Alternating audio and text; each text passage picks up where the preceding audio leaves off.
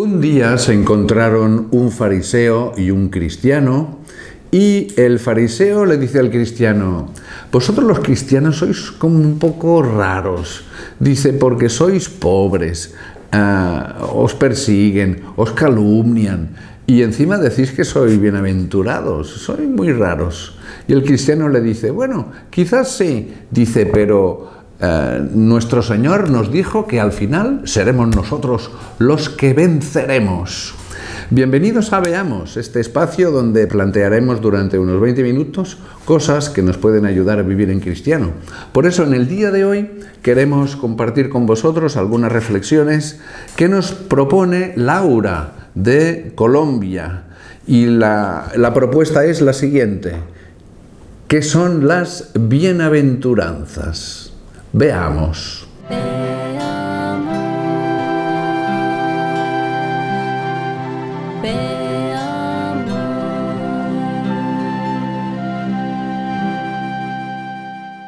Saludamos con cariño, con afecto, como siempre, a todos los televidentes que nos seguís desde cualquier lugar del mundo. Tenemos el lujo de invitaros aquí a los estudios de Nazaret TV, que es desde ahora también vuestra casa. Y en el día de hoy queremos preguntar al Padre Enrique, ¿verdad?, sobre las bienaventuranzas, porque las bienaventuranzas, como nuestros televidentes saben, forma parte del principio de un discurso muy largo que se llama el Sermón de la Montaña, donde el Señor nos cuenta muchas cosas muy interesantes. Pero respecto al tema de las bienaventuranzas, le queremos preguntar al Padre Enrique cómo tenemos que tomarnos estas reflexiones que nos hace el Señor en el Sermón de la Montaña. Bien, yo diría que hay que distinguir varias fases del Sermón de la Montaña.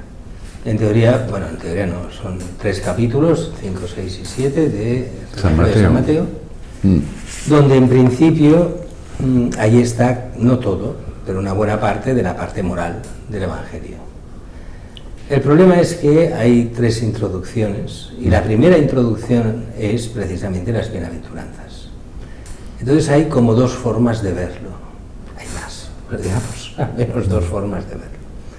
Una forma muy clásica de mucha gente, que es, fíjate, si es la parte moral y empieza así, pues oye, tenemos que vivir las bienaventuranzas de tal forma que nos hemos de esforzar en ser pobres en el espíritu, en ser mansos, en llorar, en ser perseguidos, en tal. Y uno piensa, a ver, ¿es necesario buscar todo eso? Y entonces yo lo planteo desde otro punto de vista que me parece que es igualmente válido, o si no más, pero bueno, eso ya no me toca a mí decidir si no es así o no.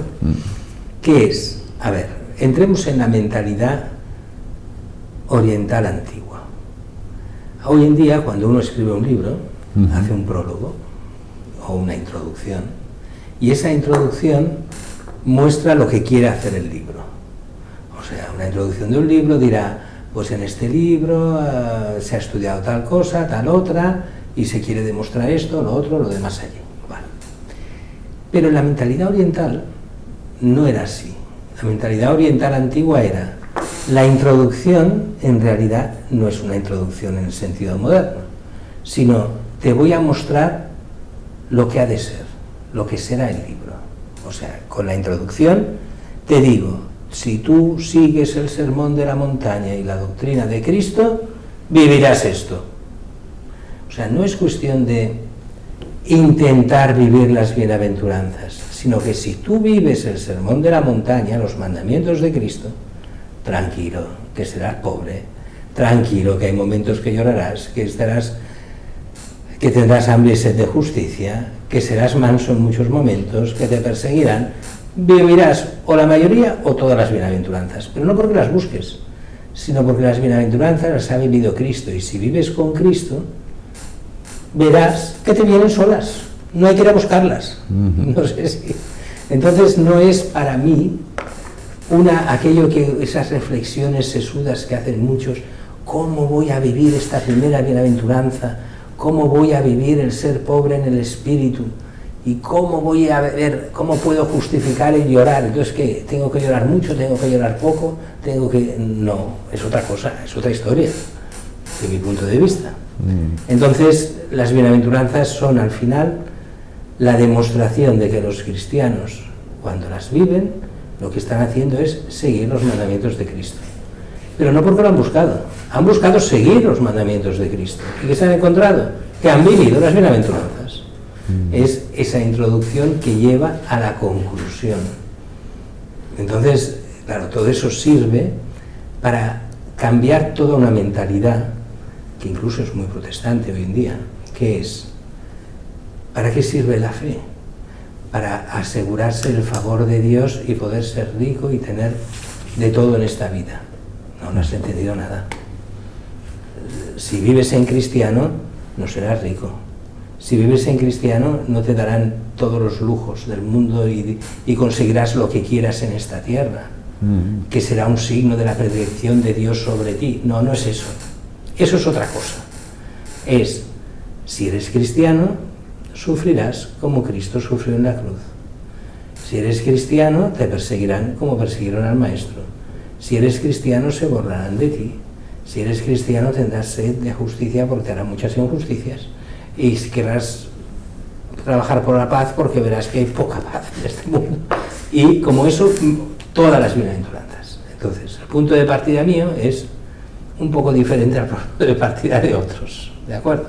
Pero de todos modos, Padre Enrique, yo le preguntaría, y supongo que nuestros televidentes están de acuerdo, en que viendo ese enfoque general muy interesante, ¿no? Que es como dice usted, ¿no? Porque todas las bienaventuranzas, es curioso como tienen, al final siempre acaban como en una promesa, queriendo decir, tú vivirás esto y se te promete la bienaventuranza eterna, pero en un futuro. Tú de momento sigue al Señor ahora, con esta línea, con este sermón de la montaña, con estos consejos, y ya vendrá esta victoria final. Pero también sería interesante, Padre Enrique, que a lo mejor cada uno de los enfoques respecto a esto que acaba de decir, que nos presenta cada bienaventuranza, ¿alguna cosita podríamos decir? Antes una pequeña introducción. Claro que Hay sí. dos versiones de las bienaventuranzas. Ah, bueno, claro. Que una es la de las 8:30, las 8 bienaventuranzas. Son 8 o 9, depende de cómo se cuente. Y después hay la otra versión de otro evangelio, de San Lucas, ¿no? Sí. Que hay 4 bienaventuranzas y 4 malaventuranzas. Esto lo guardaremos para otro Por día. eso, pero yo creo que saberlo, que hay las dos versiones, que en el fondo van muy juntas, pero que hoy nos dedicamos a las de Mateo, del Sermón de la Montaña. Claro, porque si digo, pero nos habéis saltado esto otro, también sabemos que existen estas otras, Ahí que está. no hay problema. Sí, señor. Empezamos por la primera, si te parece bien. Sí, los pobres en el espíritu. Bienaventurados los pobres en el espíritu, porque de ellos es el reino de los cielos. Bueno, ¿qué son los pobres en el espíritu? Aquí, para entenderlo, no es la pobreza material, que muchas veces va ligada también, pero no es solo la pobreza material, sino que es esa humildad radical del corazón, del que se reconoce que Dios lo es todo y que sin Dios no hay nada, y que es un desapego interior para vivir con libertad ante las cosas. Fácil de decir, pero no tan fácil de hacer. Aquí el ejemplo que siempre se da es el de los famosos pobres Anahuim que había en el Antiguo Testamento. Estos pobres eran gente que, siendo muchas veces miserables, pero no robaban, no mataban, no iban contra los demás, sino que aceptaban el lugar de pobres ante Dios, y por eso, aceptando esa situación, no hacían lo imposible, o sea, no hacían daño, no pecaban para ir en contra de esa situación. Claro, esa es una mentalidad que cuesta bastante de entender, porque en sentido estricto, pero eso a la gente no le cuesta entenderlo, uno puede ser pobre teniendo mucho y puede ser rico no teniendo nada. ¿Cuántas veces ves gente que aparentemente es miserable, pero está apegada a las riquezas, a las poquísimas riquezas que tiene? A lo mejor es solo un reloj que era de su padre y 3 monedas que lleva en el bolsillo, pero eso es un tesoro que nadie se lo puede... Y dices, está apegado a las riquezas aunque no tiene casi nada. Y otros que tienen fortunas, pero Dios les ha tocado el corazón y de eso están haciendo un gran tesoro para el cielo y son pobres en el espíritu. Entonces, claro, uno dice, en una familia normal, ¿cómo ser pobre? Pues fácil, como tengas hijos, te vuelves pobre seguro. Entonces, las familias que tienen hijos, los hijos son muy caros de mantener y seguro que pasarás a ser pobre y que dependerás de la misericordia de Dios y de la acción de Dios para vivir. ¿Me explico? Entonces, el pobre en el espíritu es todo aquel que pone a Dios por encima de cualquier otra cosa. Y por eso es pobre, porque no se fía de las riquezas. El gran problema que tenemos nosotros es fiarnos de lo poco o mucho que tengamos. Y es verdad que las cosas ayudan a vivir, pero muchas veces ponemos toda nuestra confianza en las cosas, en el dinero, en los amigos, en los que tienen más poder que nosotros, que son amigos nuestros, que pueden hacer lo que sea en caso de dificultad, y Dios está en el último lugar. Entonces el pobre en el espíritu es el que por encima de todo, Dios es el primero, pero en la práctica. Y luego, Padre, está esta otra bienaventuranza que parece como contradictoria. Bienaventurados los que lloran. Sí. A ver, pero es que hemos de pensar que no lo hemos dicho hasta ahora, pero que, o si lo hemos dicho solo de pasada. Todas las bienaventuranzas se refieren a Cristo. Cristo fue el que siendo rico se hizo pobre. Cristo fue el que lloró ante la muerte de Lázaro. El que lloró a la entrada de Jerusalén porque no se había convertido y porque veía la desgracia que sería su destrucción por culpa de no convertirse. Entonces, ¿quiénes son los que lloran? Son todos aquellos que, por el pecado propio o de los demás, lloran por el mal que le ha hecho a él mismo. O sea, uno puede llorar por arrepentimiento de los propios pecados, pero puede llorar también por el mal que han hecho a sus hijos, a sus padres, a su mujer, a sus amigos, por el pecado de aquellos en los que confiaba, por 1000 cosas. Aquellos que lloran buscando el bien y que por culpa del mal que les hacen, que podrían incluso hacer otras cosas, pero que buscando el bien de los demás, solo les queda llorar por los pecados que les tocan. Entonces todos estos llevan esta bienaventuranza, serán consolados. Lo que pasa es que volvemos a lo mismo. ¿Hay que buscar el llorar? No, hombre, no. Ya llegará. Ya llegará. ¿Me explico? Ya llegará. Claro. Pero no hay que buscarlo. Pero por eso yo digo que si uno va mirando una por una las bienaventuranzas, hay que quererlas. Otra cosa es decir, reflexionando sobre ellas, cuando lleguen, darnos cuenta que no es una maldición, que es una bienaventuranza. Con lo cual, nos duelen, pero estamos bien servidos. No sé, claro. Es diferente. Porque si no vamos mal, si lo vemos como una condena, entonces no hemos entendido lo que Cristo nos está enseñando. Si nos damos cuenta de que por la fidelidad a Cristo nos vienen estas cosas, bienaventurados seráis, porque claro. Cristo os dará la recompensa a los justos. Y luego, Padre, está la otra bienaventuranza que dice, bienaventurados los mansos. ¿Quiénes son los mansos? Bueno, los mansos se refiere a aquellos que son como Jesús, mansos y humildes de corazón. Jesús es el manso y humilde de corazón. Los mansos son los que han renunciado a la venganza, los que han renunciado a la violencia, los que estaban muy unidos un poco a los que buscan la paz y quieren hacer la paz. Aquellos que son mansos porque han antepuesto la verdad y el bien antes que la violencia y el mal. Porque lo más fácil es vengarse en este mundo. Lo más fácil es, tú me la has hecho, tú me la pagas. Es como un instinto, ¿verdad? Ojo por ojo, diente por diente, ¿eh? Eso recuerda aquello de las películas, ¿no? Que va el pastor en el oeste, pastor protestante, saca la Biblia, como dice la Biblia, ojo por ojo, diente por diente. Y dices, ¿perdón? La Biblia dice, habéis entendido que se dijo ojo por ojo y diente por diente, pero yo os digo. Perdonad a vuestros enemigos. Entonces, ¿dónde está el ojo por ojo, diente por diente? En la Biblia sí, en el Antiguo Testamento, pero en Jesús no.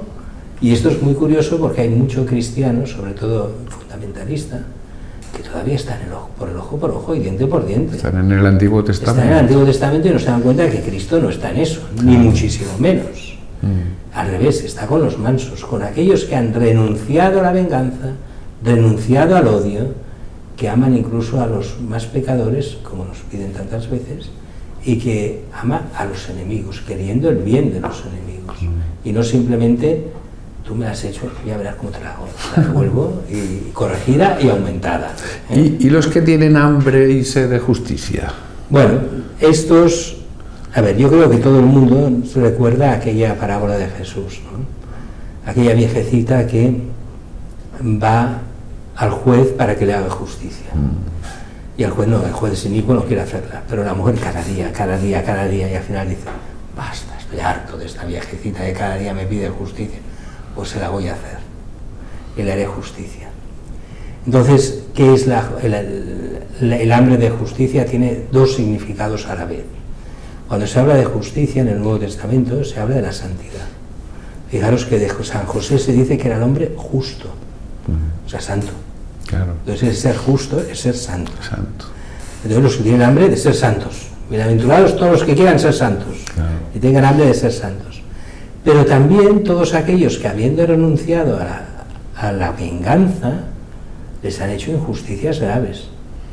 Porque, perdona que lo diga así, pero cuánta gente sabemos que la justicia no funciona, que muchas cosas ya ni se denuncian porque sabes que no llegarán a buen puerto, y sufres la injusticia de este mundo, pero se la ofreces al Señor porque no puedes hacer otra cosa y porque no quieres vengarte y coger la pistola y empezar a tirar tiros. Entonces, bienaventurados estos que tienen hambre y sed de justicia y que entienden que la justicia es del Señor y que quieren vivir la santidad y que a la vez no quieren la venganza, sino que tienen esa hambre de que el Señor haga justicia. O sea, bienaventurados todos estos. Fíjate que Jesús, aunque da la vida y no se la quitan, pero tiene todo el derecho a tener hambre y sed de justicia con los que lo matan, y con los que mienten y calumnian para matar a nuestro Señor. Nosotros es fácil decir, pero el Señor quiso morir en la cruz. Sí, pero todos los que lo llevaron a la cruz, tanto ellos, los que lo llevaron personalmente, como nosotros que lo llevamos de forma no personal, pero que ha dado la vida por cada uno de nosotros, somos de alguna forma culpables de la muerte de Cristo. Y Jesús tiene derecho a tener hambre y sed de justicia por nuestros pecados, Claro. porque le han costado la vida, que le ha dado queriendo. Pero así todo, nuestros pecados se han comprado, como decía San Pablo, a gran precio. O sea que a ese precio nos lo puede comprar todos. Y esto también tiene relación, Padre, con bienaventurados los misericordiosos, ¿verdad? Sí. Lo que pasa es que la misericordia... A ver, el misericordioso es aquel que ve la miseria en el otro. Miseria moral, miseria espiritual, y que ante la miseria del otro actúa hacia el bien, con las obras de misericordia. O sea, por eso se llaman obras de misericordia, para hacer misericordia al otro. Claro, para nosotros eso es salir de la fuente de egoísmo que a nosotros nos dice, oye, ¿por qué has de hacer algo por los demás? Que cada palo aguante su vela, que el otro, ¿para qué nos necesita? Y el Señor dice, amad al prójimo, amad al enemigo. Entonces las obras de misericordia son para hacer el bien a los demás, tanto a nivel espiritual como a nivel material. Pues bienaventurados todos esos que siguen las obras de misericordia. Y acordaos, el juicio final se basa sobre las obras de misericordia, al menos el Evangelio. Con lo cual, esto vuelve a tener lo que decíamos de Jesús, ¿no? A Jesús, cuando hace esa parábola de las obras de misericordia, le preguntarán, oye, ¿y cuándo te hicimos el bien? ¿Y cuándo te dimos de comer? Los que lo hacen no se dan cuenta, pero las viven. Igual que las bienaventuranzas, no se dan cuenta, pero las viven. no las han buscado, pero las viven. No se dan cuenta que lo han hecho por Cristo, pero lo viven. Pues lo mismo pasa con las bienaventuranzas. No las hacemos de forma consciente muchas veces, muchas cosas, pero por ser cristianos las vivimos. Las vivimos por Cristo, aunque no nos demos a veces cuenta de cómo llegamos a eso. Y además esta bienaventuranza es curiosa porque dice: bienaventurados los misericordiosos, porque alcanzarán misericordia.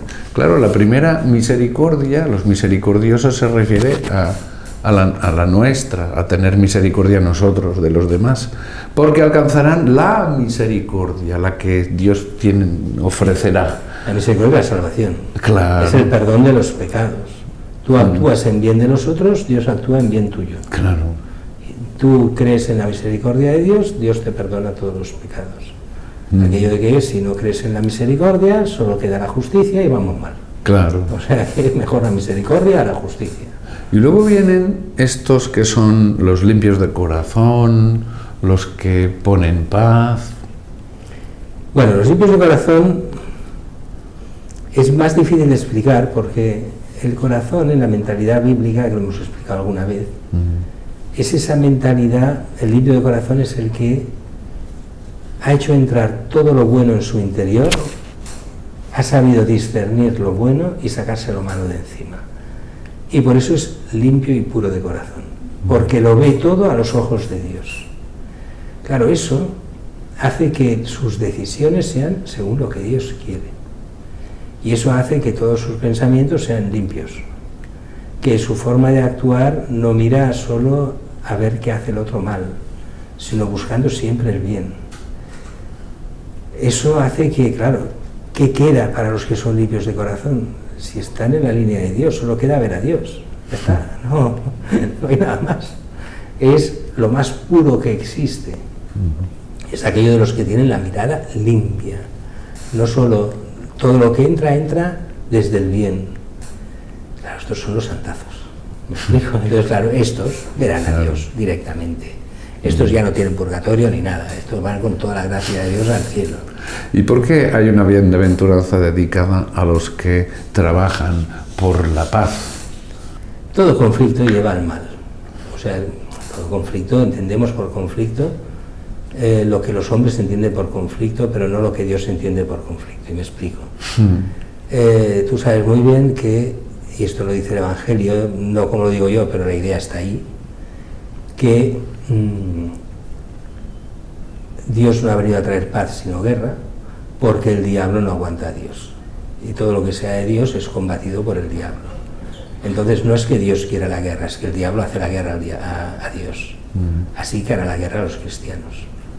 Pero lo que los cristianos quieren no es el conflicto, sino el poner la paz, porque el conflicto destruye, la paz construye.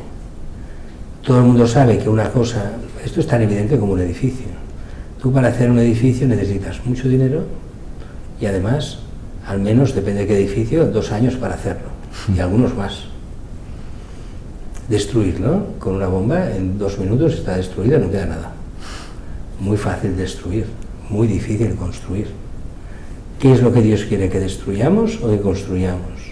¿Que hagamos la paz o la guerra? Yo creo que cualquiera enseguida entiende que la guerra solo trae mal, no trae nada bueno, y la paz a priori solo trae cosas buenas. Que algunas paces están mal hechas, también, pero que en principio la paz es para un bien y la guerra es para un mal. Lo vemos ahora entre Gaza e Israel o entre Ucrania y Rusia, es un desastre, tanto una como la otra. Ah, no, que hay que justificar una... No se justifica ninguna de las dos. Lo único que hacen es muertos, muertos, muertos, destrucción, destrucción, destrucción. ¿Qué se saca de bueno en eso?